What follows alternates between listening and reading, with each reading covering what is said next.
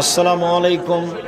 শায়েখ আল্লামা দেলোয়ার হোসেন সায়েদি ভালো মানুষ, আমরা ভালো বলে জানি। মজা করে গোপনে ফোন বা SMS এ দুইজনকে তিনবার কবুল বললে কি হবে? ধর্ম কি তোমার বাবার সম্পত্তি? পাগলামি পেয়েছ?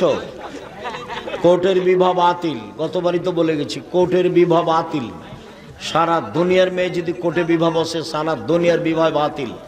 10 ছেলের মা হয়ে গেলে একটা ছেলে জায়েজ নয়, সব হারাম, অবৈধ সন্তান। ওর বাপকে আবার বিবাহ পড়াতে হবে, আর বাপ না থাকলে ওর ছেলে পড়াবে, নইলে তার ভাই পড়াবে। বাপ ছাড়া ভাই ছাড়া বিবাহ হবে না, কোর্টের বিবাহ বাতিল।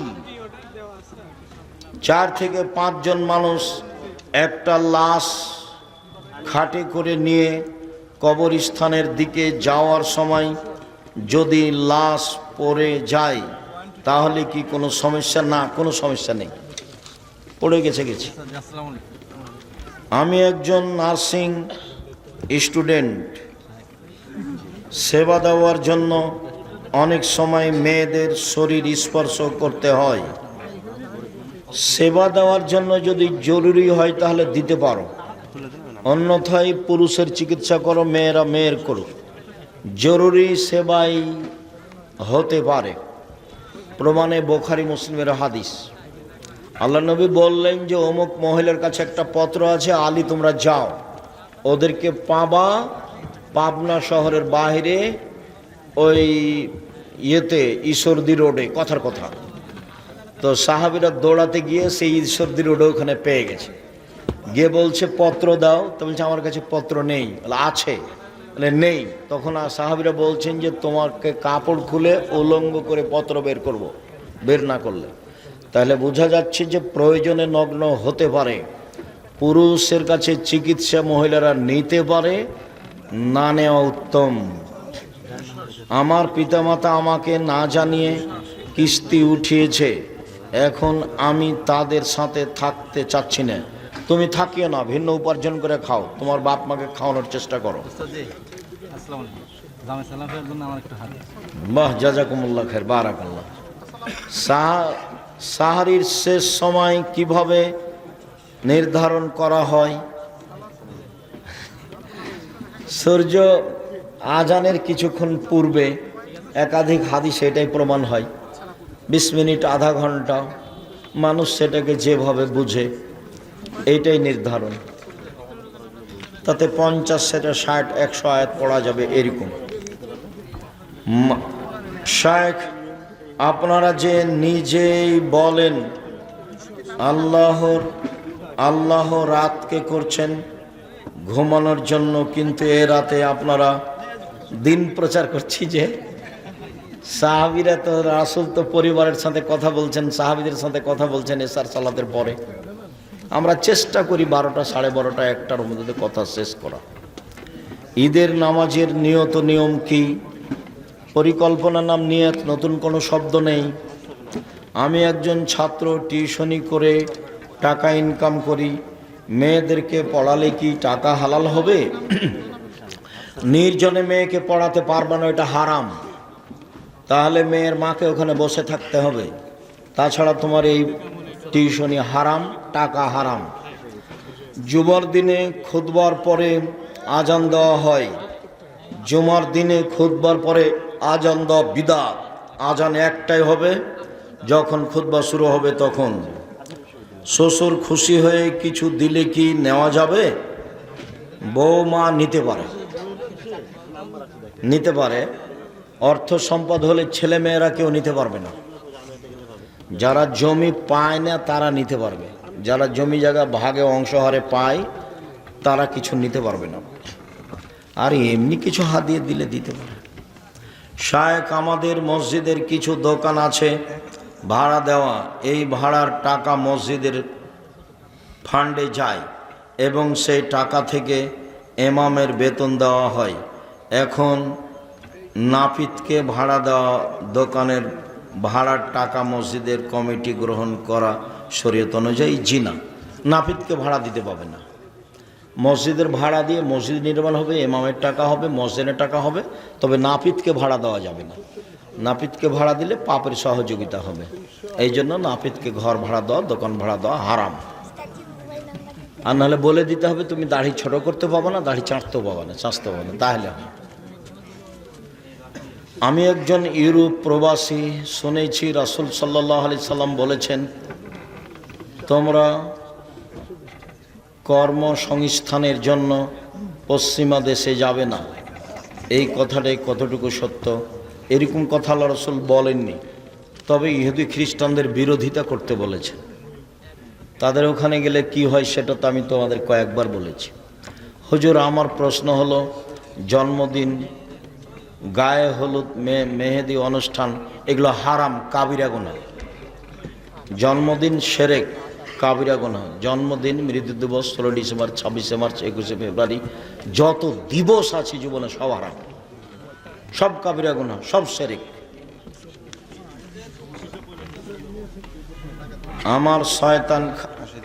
আমাকে শয়তান খালি খারাপ চিন্তা ঢোকায়। তুমি নাউজুবিল্লাহ বলো, আর রাতে উঠে 2 রাকাত সালাত আদায় করে কান্নাকাটি করবা। আমি সালাতে দাঁড়ানোর পর সূরা ফাতিহা বারবার পড়ে ফেলি, খালি মনে হয় যে পড়ি নাই। শয়তানের প্রতিক্রিয়া, ডান দিকে বাম দিকে নাউজুবিল্লাহ বলবো, থুথু ফেলবেন 3 বার।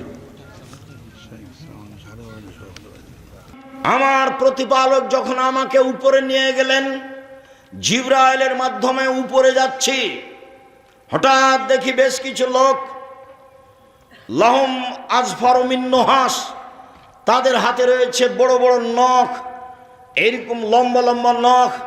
একমাসুন ওজুহাহুম সুদুরাহুম, নখ দিয়ে মুখমণ্ডলকে খামচিয়ে তুলে ফেলছে গোস্ত, বুকের উপরে খামচা মেরে গোস্ত তুলে ফেলছে, অবস্থা খুব জটিল। আমি বললাম, জিবরাইল মান হাওলা ইয়া জিবরাইল, জিবরাইলেরা কারা? অবাক কথা, নিজের নখ দিয়ে মুখমণ্ডল খামচিয়ে গোস্ত তুলে ফেলছে, নিজের নখ দিয়ে বুকের গোস্ত তুলে ফেলছে, এরা কারা? জিবরাইল বললেন, হাওলায়ে আল্লাযীনা ইয়াকুলুনা লুহমান নাস ওয়া ইয়াকুলুনা লুহমান নাস, যারা মানুষের বদনাম করে, গোস্ত খায়, গীবাত করে, তারাই হচ্ছে এরা। যারা বদনাম গীবাত করে তাদের অবস্থা হবে এই, নখ হবে বড় বড়, আর নিজের নখ দিয়ে মুখমণ্ডল এবং বুকের গোস্তকে তুলে ফেলবে। বিচার যতদিন পর্যন্ত না হচ্ছে ততদিন পর্যন্ত এটা চলতে থাকবে। গীবাত, বদনাম মহাপাপ। সাহল ইবনে সাদ রাদিয়াল্লাহু তাআলা আনহু বলেন, রাসূল সাল্লাল্লাহু আলাইহি সাল্লাম বলেছেন, মাইয়াজমান লি মা বাইনা লাহিয়াহি ওয়া মা বাইনা রিজলাহি আজমাউল জান্নাহ। পৃথিবীর মানুষ শুনে রেখো, যে ব্যক্তি 2টা জিনিসের জিম্মেদারি নিতে পারবে, আমি মুহাম্মদ সাল্লাল্লাহু আলাইহি সাল্লাম তাকে জান্নাতে নিয়ে যাওয়ার জন্য জিম্মেদারি নিলাম। এক, যে ব্যক্তি মুখে কারো বদনাম করবে না, আমি মুহাম্মদ সাল্লাল্লাহু আলাইহি সাল্লাম তাকে জান্নাতে নিয়ে যাব। কিভাবে নিয়ে যেতে হবে সেটা আমার ব্যাপার। 2, যে ব্যক্তি জেনায় লিপ্ত হবে না, তাকে আমি জান্নাতে নিয়ে যাব। কিভাবে নিয়ে যেতে হবে সেটা আমার ব্যাপার। বুখারী মুসলিমের হাদিস। আল্লাহর নবী বললেন, পৃথিবীর মানুষ শুনে রেখো, যে ব্যক্তি 2টা জিনিসের জিম্মেদারি নিতে পারবে, আমি তার জন্য জান্নাতের জিম্মেদারি নিলাম। 1, মুখ দিয়ে মানুষের বদনাম করবে না, আমি তাকে জান্নাতে নিয়ে যাওয়ার জিম্মেদারি নিলাম। 2, জেনায় লিপ্ত হবে না, আমি তাকে জান্নাতে নিয়ে যাওয়ার জিম্মেদারি নিলাম। আবু হুরায়রা রাদিয়াল্লাহু তাআলা আনহু বলেন, রাসূল সাল্লাল্লাহু আলাইহি সাল্লামকে জিজ্ঞাসা করা হলো, আন আকসারে আইয়ুদখিলান নাসা নারা, আল্লাহর নবী বলেন তো মানুষকে বেশি বেশি জাহান্নামে দেয় কি? আল্লাহ রাসূল বলেন তো কিভাবে মানুষ বেশি বেশি জাহান্নামে যায়? তখন আল্লাহ রাসূল বলেন, আল ফারজ অল ফাম, মুখের মাধ্যমে মানুষ বেশি বেশি জাহান্নামে যাবে, আর জেনার মাধ্যমে মানুষ বেশি বেশি জাহান্নামে যাবে। জাহান্নামে যাওয়ার এই 2টা পথ, একটা হলো মুখ বদনাম গীবাত, আর একটা হলো জেনা। আবু হুরায়রা রাদিয়াল্লাহু, উবাদা বিন সামিত রাদিয়াল্লাহু তাআলা আনহু বলেন, রাসূল সাল্লাল্লাহু আলাইহি ওয়াসাল্লাম বলেছেন, পৃথিবীর মানুষ ইজমানুল সিত্তান মিন আনফুসিকুম আজমলাকুম জান্নাহ, তোমরা 6টা জিনিস মেনে নেওয়ার জিম্মেদারি নাও। পৃথিবীর মানুষ, তোমরা 6টা জিনিস করার জিম্মেদারি নাও। আমি মুহাম্মদ সাল্লাল্লাহু আলাইহি ওয়াসাল্লাম তোমাকে জান্নাতে নিয়ে যাওয়ার জন্য জিম্মেদারি নিলাম। এক, উসদুকু ইযা হাদ্দাসতুম, কথা বললে সত্য কথা বলো। এখন মিথ্যা বললে ও হলো বুদ্ধিমান, মিথ্যা বললে ও হলো বুদ্ধিমান না। বুদ্ধিমান শব্দ সবার উপরে ব্যবহার হবে না, ও হলো ধূর্ত, ও হলো চালাক, ও হলো বদ, ও হলো শয়তান। ও মিথ্যা বলে পার হয়ে গেছে, ও ভালো নয়, ও বুদ্ধিমান নয়। এক, কথা বললে সত্য বলো। কিভাবে জান্নাতে নিয়ে যেতে হয় সেটা আমি দেখব। দুই, আউফে যাওয়াতুম, মানুষের সাথে ওয়াদা করলে পূর্ণ করো, ওয়াদা খেলাপ করো না। মুনাফিকের লক্ষণ হচ্ছে ওয়াদা খেলাপ করা।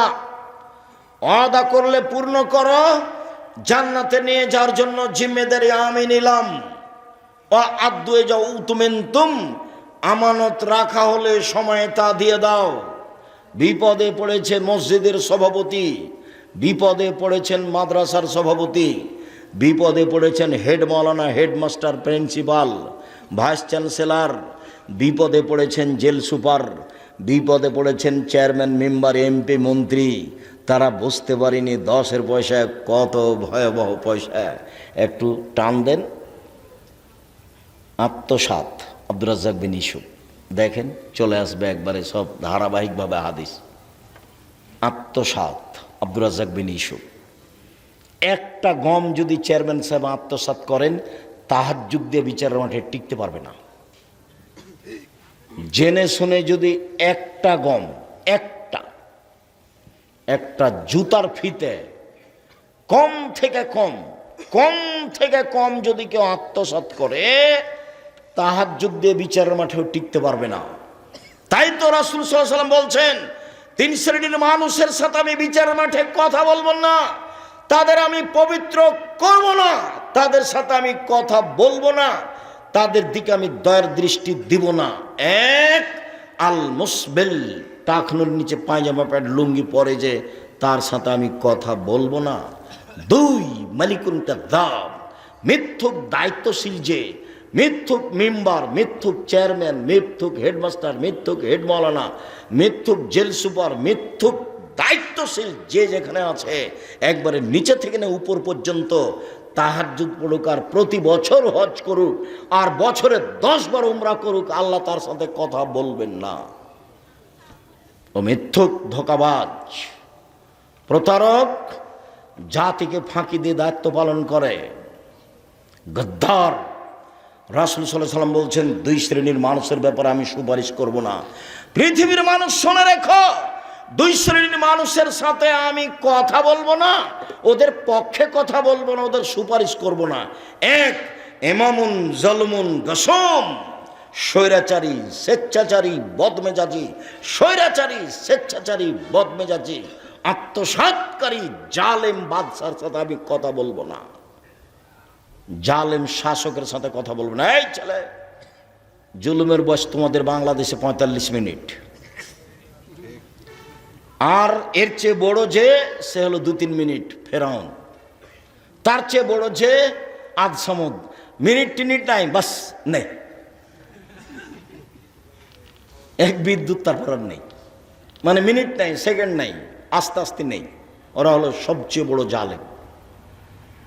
জুলুম করে কেউ বিচারের মাঠে টিকতে পারবে না। তো আর তুমি যদি নিরুপায় দেখতে চাও, তাহলে দেখো না খুলনার অঘোষিত সম্রাট এরশাদ শিকদার। নিরুপায় কাকে বলে? নিরুপায় নেমে আসলে রক্ষা হয় না।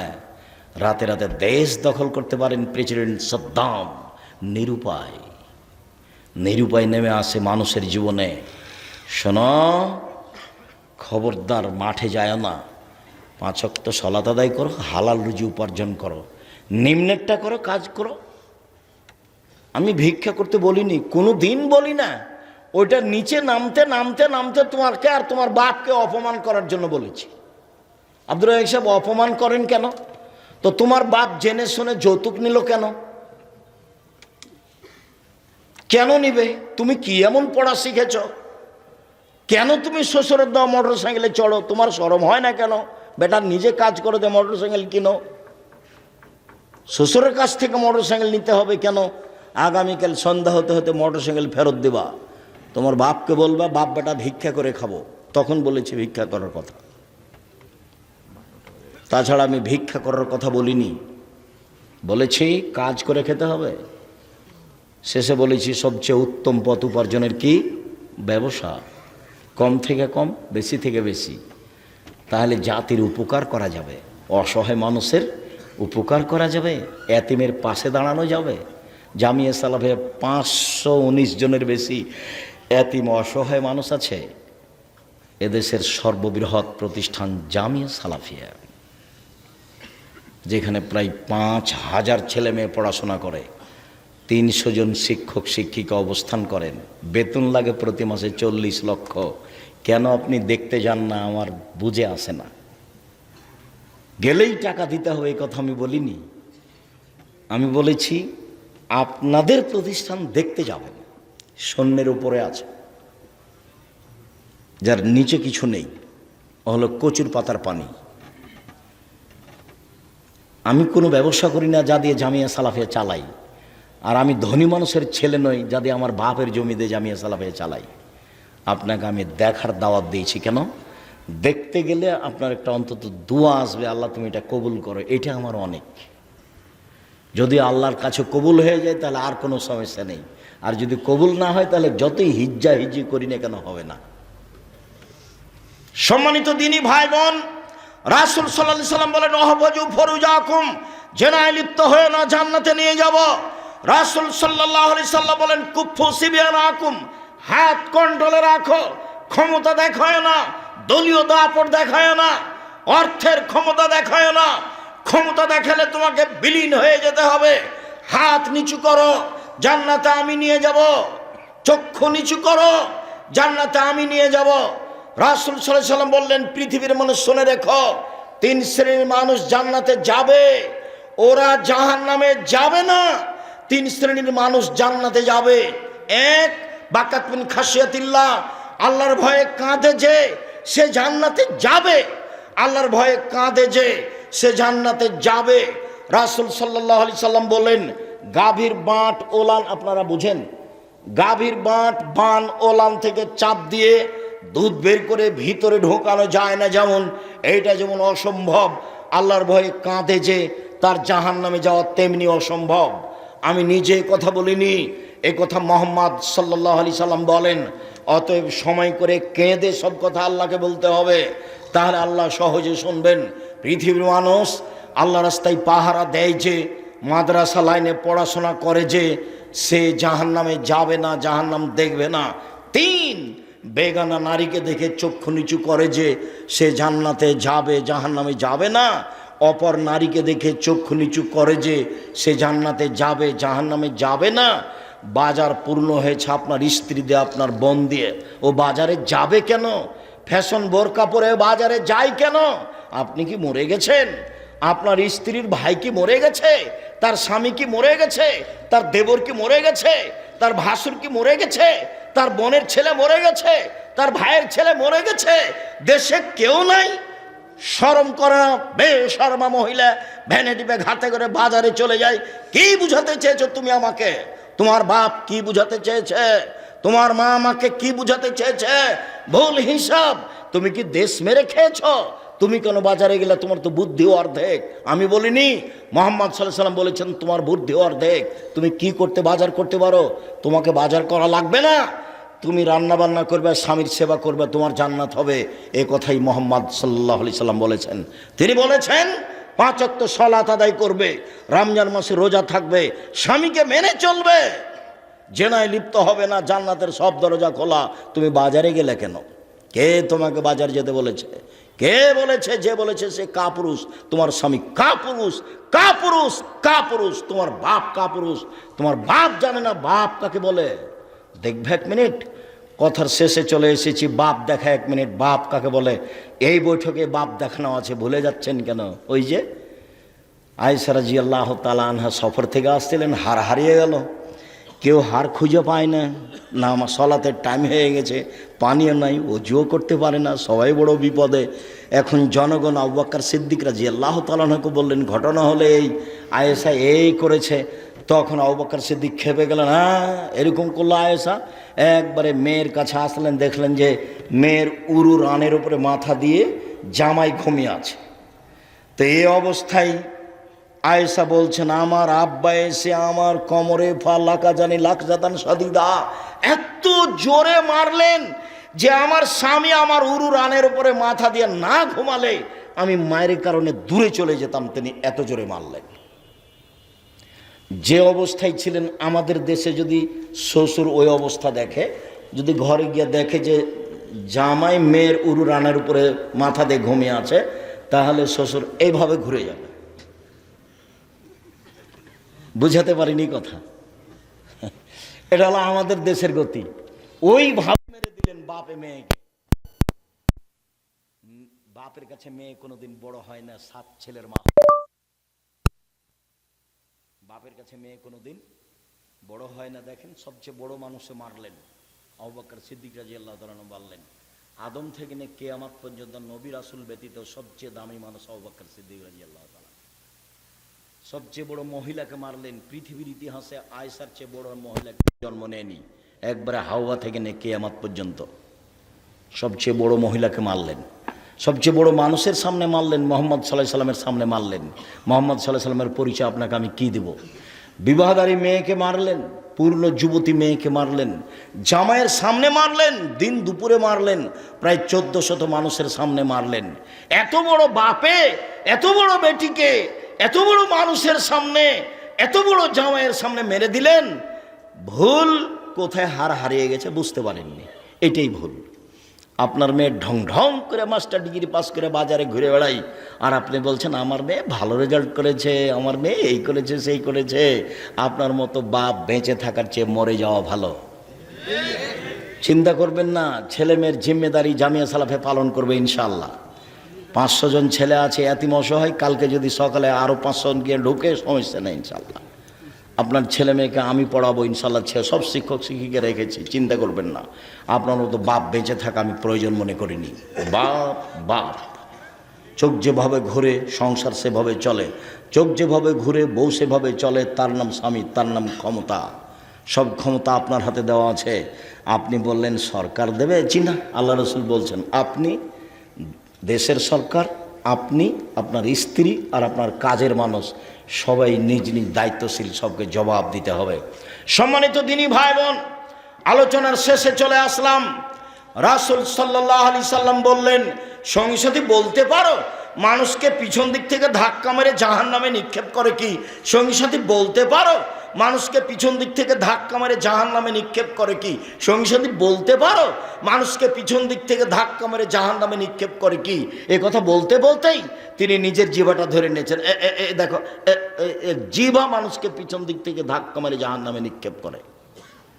খালি বলেছেন অমুক খারাপ, ওই চেয়ারম্যান খারাপ। এখন তাহাজ্জুদ দিয়ে জান্নাত যান দেখি।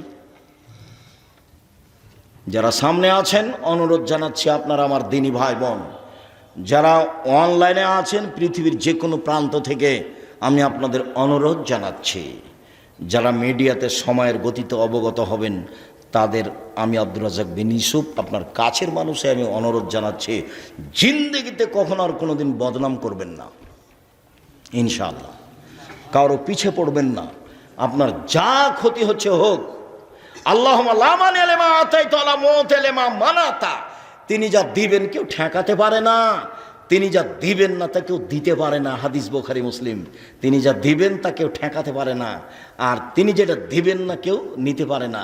যদি এরকমই হতো, মানুষের কৌশলে চলতো, তাহলে জামিয়া সালাফে একদিন চলতো না। যে মোবাইলটা আমার কাছে থাকে ওটা বাটন মোবাইল। আপনি তো বলেন আমাকে আব্দুর রহিমের নামটা সেভ করে রাখবেন, দুঃখিত আমি সেভ করতে পারি না। খালি অন হলে কি করতে পারি?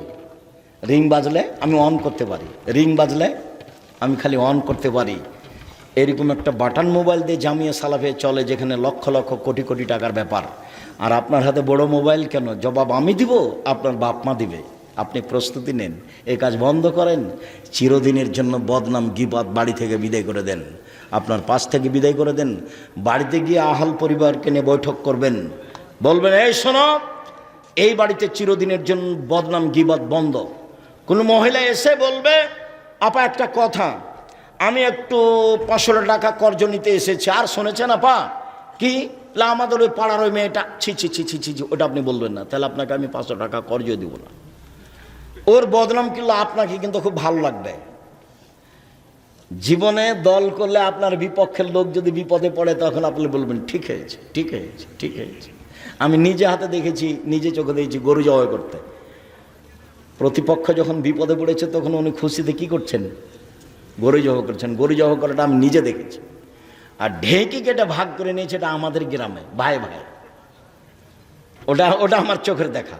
যখন আমরা পড়াশোনা করি না, ঝগড়া লাগলে দৌড়িয়ে যাই, তো দৌড়িয়ে গেছি ওখানে, এমন ঝগড়া ভাই ভাই দিয়ে ঢেঁকিটা কেটে ভাগ করছে। তারপর যেই থাকবে না, ও বলছে থামরে, আমি তো এখান থেকে চলে যাব, এমন লোকের কাছে জমি দিয়ে যাব, আমার ভাগ যে তোকে গুতাতে পারে, এভাবে বলছে। আমার দিনের মতো মনে আছে। এগুলো কিছু করিয়েন না। যুবকরা শোনো, কথা শেষ করছি। 5 ওয়াক্ত সালাত, হালাল রুজি, চিন্তা করো, পথ আল্লাহ করবেন ইনশাল্লাহ। কোরআন তেলাওয়াত, অন্তত সূরা ইখলাস 3 বার পড়বা, আল্লাহকেও বলবা যে এই যে কোরআন মাজিদ পড়লাম। 4, আড্ডা পিটা হারাম। আড্ডা পিটা 2 ধরনের, একটা মোবাইল নিয়ে আর একটা দোকানে। দোকানে বসা চিরদিনের জন্য হারাম। পদ্ধতি বলে দিয়েছে। আসসালামু আলাইকুম আহমদ, তোমার দোকানে লবণ আছে? জি আছে। আর কাঁচামরিচ আছে? জি আছে। 200 কাঁচামরিচ দাও তো বাবা, 1 কেজি লবণ দাও। টাকা দেওয়া হয়ে গেছে। জি আসসালামু আলাইকুম। এইটুকু আপনার সময়, এর চেয়ে বেশি আপনি দোকানে থাকবেন না। ওবাকে বলা হলো, আল্লাহ রসুলকে বলা হলো বাঁচার পথ কি? তখন আল্লাহ রসুল বললেন, পাপের জন্য কাঁদো, বাঁচার পথ পেয়ে যাবা। 2, প্রশস্ত করো বাড়িকে, জরুরি প্রয়োজন ছাড়া বাড়ির বাইরে যাবা না, জান্নাত পেয়ে যাবা। 3, মুখখান বন্ধ রেখো, মুখটা বন্ধ রেখো, জান্নাত পেয়ে যাবা। মুখটা বন্ধ রেখো, জান্নাত পেয়ে যাবা। মুখটা বন্ধ রেখো, জান্নাত পেয়ে যাবা। মুখ ব্যবহার করিয়েন না। আপনি আমার দিনী ভাই, আপনি আমার দিনী বোন। ভাইয়ের সাথে ঝগড়া থাকলে আগামীকাল সন্ধ্যা হতে হতে ভাইয়ের হাত ধরে ক্ষমা নেবেন। বড় ভাইয়ের কারণে গণ্ডগোল হয়েছে, কথাই ঠিক। আপনি ছোট, আপনি ভালো, এরপরেও আপনি আপনার ভাইয়ের হাত ধরে ক্ষমা নেবেন, এটাই শরীয়ত। কথা বুঝাতে পারিনি। গণ্ডগোল কার কারণে হয়েছে বলেন তো? বড় ভাইয়ের কারণে। গণ্ডগোল কার কারণে হয়েছে? বড় ভাইয়ের কারণে। এখন হাত ধরে ক্ষমা নিবে কে? ছোট ভাই। কথা বোঝা গেছে না? ঝগড়া বেঁধেছে বড় জায়ের কারণে। যা বোঝেন আপনারা, ওই ভাইয়ের স্ত্রী যে যা, 2 যাও যা। ঝগড়া বেঁধেছে বাড়িতে কার কারণে? বড় জায়ের কারণে। ক্ষমা নিবে কে? ছোট যা। এটাই শরীয়ত, এটাই নিয়ম, এটাই শিষ্টাচার। সন্ধ্যা হতে হতে যেন যায় যায় কোনো গণ্ডগোল না থাকে। ননদে আর ভাবির সাথে যেন কোনো গণ্ডগোল না থাকে, ভাই ভাই যেন গণ্ডগোল না থাকে। আর মাকে বলে দিবেন, আজকের শেষ কথা, মাকে বলবেন, আম্মা চিন্তা করবেন না, আপনি আমার কাছে খাবেন, আব্বা আমার কাছে খাবে, ভাগনা আমার কাছে খাবে, ভাগ্নি আমার কাছে খাবে, বোনেরা আমার কাছে খাবে, দুলা ভাইরা আমার কাছে খাবে। আরে আপনারা তো বহু দূরের কথা, আমার আব্বার যত বন্ধু বান্ধব আছে সব আমার কাছে খাবে। তুমি কথা বলো না, দেনওয়ালা উপরে আছে, বরকত দিয়ে দিবে, চিন্তা করো না। কেন তুমি তোমার মাকে ভাগ করলে? যে তুমি একদিন খাওয়াও, আমি একদিন খাওয়াবো। তারপর তোমার বউ কি করে না করে ধর্না ধরে তোমার মাকে দাঁড়িয়ে থাকা লাগে, তোমার মা কোনোদিন না খেয়ে থাকে, শরম পাও না তুমি? তুমি কথা কেন বললে? তুমি সবচেয়ে গরিব, তোমার মাকে বলে দাও, আজকে বলে দিবা বাড়িতে গিয়ে, আম্মা চিন্তা করবেন না, সব আমার বাসায় খাবে ইনশাল্লাহ, আল্লাহ ব্যবস্থা করবে। আপনি দিন মজুর হলেও ব্যবস্থা হবে ইনশাল্লাহ, আপনি দিন মজুর হলেও ব্যবস্থা হবে ইনশাল্লাহ। বসে খেতে পাবেন না, বসে খাওয়া নিষেধ। জুমার দিন ব্যবসা করতে হবে, দিবস বলে কোনো জিনিস নাই। আল্লাহ বলেছেন জুমার দিন আজান হয়েছে, দোকান বন্ধ করো, সালাত শেষ করে আবার দোকান খুলো। আর মসজিদে ঢোকার দোয়া কোনোদিন হিসাব করেছেন? আল্লাহুম্মা আল্লাহুম্মা ফতাহলি আবওয়াবা রাহমাতিক, তোমার রহমতের দরজা খুলে দাও, আমি মসজিদে এসেছি, এবার বের হচ্ছেন, আল্লাহুম্মা ইন্নী আসআলুকা মিন ফাজলিক, এই যে দোকান খুলছি টাকা দিয়ে দাও, ব্যবসার টাকা পয়সা যা লাগবে তা দিয়ে দাও। দোকান মসজিদ থেকে যখন বের হচ্ছি তখন আল্লাহকে কি বলছি? টাকা পয়সা দিয়ে দাও। বুঝতে পারেন না কথা মনে হয়? মসজিদ থেকে বের হলে আল্লাহকে কি বলি? টাকা পয়সা দিয়ে দাও, ব্যবসা বাণিজ্য দিয়ে দাও। আর ঢোকার সময় তো বলেছি রহমতের দরজা খুলে দাও। আর বের হওয়ার সময় বলছি টাকা পয়সা জমি জায়গা যা দেওয়ার আছে দিয়ে দাও। এই জন্য বসে খাওয়া নিষেধ, একদিনও নয়, জুমার দিনও দোকান খুলবেন, বন্ধ করে দিয়ে মসজিদে যাবেন, জুমার সালাত আদায় করে আবার দোকান খুলবেন। এটা শরীর। দিবস বলে কোনো জিনিস নাই তোমার কাছে, কে তোমাকে ঠেকায়? আমি তো বেঁচে আছি দুনিয়াতে, এইভাবে বেঁচে আছি। দেখো তো, আমি তো সমস্যা বুঝি না কোনোদিন। আমি মাস্ক পরিনি, মাস্ক লাগাইনি। চাপ দিলে যখন বিমানবালা মেয়েটা, তখন আমি বললাম যে তোমার চাকরি টাকা থাকাই ঠিক হয়নি। আমি যখন উঠি তখন তো আমার মুখে মাস্ক ছিল না, তুমি উঠতে দিলে কেন? এখন কেন তুমি বলছো মাস্ক লাগাও? আমি মাস্ক লাগাই না, আমি মাস্ক লাগাবো না। তোমার মালিক তোমাকে চাকরি দিয়েছে, তার ভুল হয়েছে, তোমার চাকরি করাই ঠিক নয়। কেন উঠার সময় তো আমাকে নিষেধ করনি, কেন এখন কেন বলছো? আমি না হলে গাড়িতে যেতাম, আমি তো মাস্ক লাগাই না, আমি মাস্ক দিয়ে ভাগ্য পরিয়ে বাড়াতে রাজি নই। সম্মানিত দিনী ভাই বোন, গীবত থেকে বেঁচে থাকুন। সম্মানিত দিনী ভাই বোন, যেসব আলোচনা আমরা করলাম, আব্দুর রহিম যেসব আলোচনা করেছে মেনে চলার চেষ্টা করুন। আল্লাহ আমাদের যারা মারা গেছে তুমি তাদের কবরের শাস্তি মাফ করো। আমরা যারা অসুস্থ তুমি তাদের আরোগ্য দান করো। আমরা যারা বেঁচে আছি তুমি তাদেরকে তোমার রাসূলের পদ্ধতি অনুযায়ী চলার তৌফিক দান করো। বিশেষভাবে গীবাত, বদনাম, হিংসা, মারামারি, লুটতরাজ, রাহাজানি, অন্যায়, অবিচার, এইসব নোংরা বর্বর কাজ থেকে তুমি বাঁচাও। আল্লাহ মানুষের বদনাম করা থেকে বাঁচাও, মানুষের প্রতি হিংসা করা থেকে তুমি বাঁচাও। তোমার দরবারে এই জোরালো দাবি দেওয়ার এই কাজ করে আলোচনা শেষ করছি। ও বই পুস্তক আছে কোথায়? এইখানে আছে, আব্দুল্লাহর বইটা আছে দেখেন, আর আব্দুর রহিমের বইটা আছে। নবীর রাসূল সাল্লাল্লাহু আলাইহি সাল্লাম দেখতে যেমন ছিলেন, রাসূল সাল্লাল্লাহু আলাইহি সাল্লাম দেখতে যেমন ছিলেন। আর আব্দুল্লাহর বই আছে